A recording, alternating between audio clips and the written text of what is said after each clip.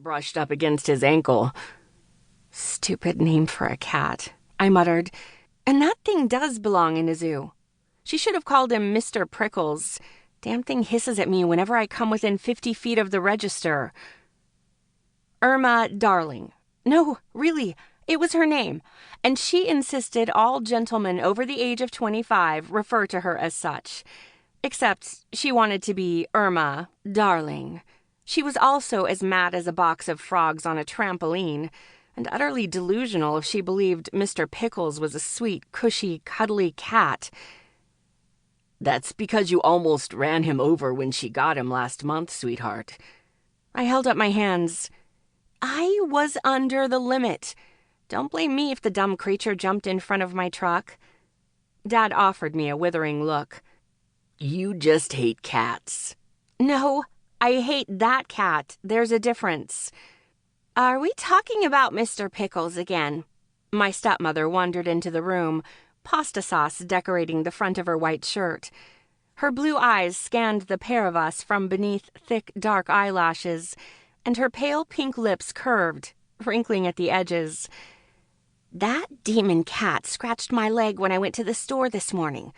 Irma told me not to stand on his tail, and I told her that if her cat attacked me again, I'd relieve him of the damn tail." Dad brought his hand up to his face, closing his eyes before he pinched the bridge of his nose. "Thank you," I said, looking at her. The thing sold its soul to Satan, no doubt about it, along with Mayor Bennett. "Oh, dear," she said. "Has he been harassing your father again?" I nodded.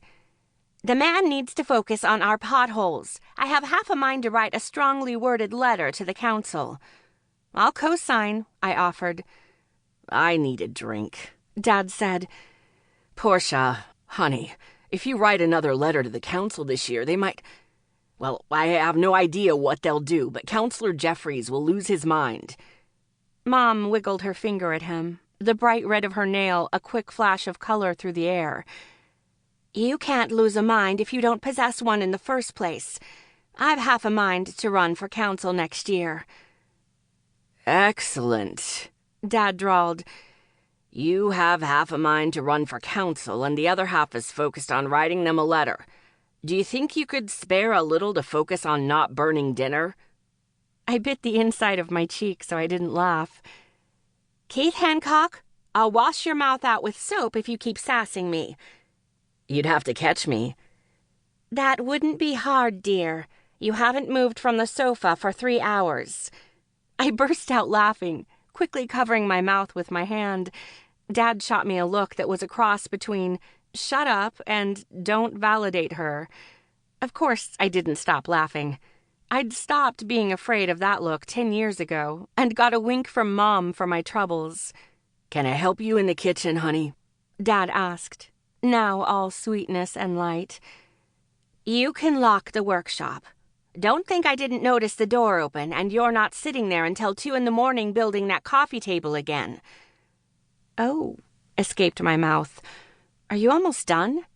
Dad's expression brightened. "I am. Do you want to see?" I nodded, getting up as he heaved himself out of the chair.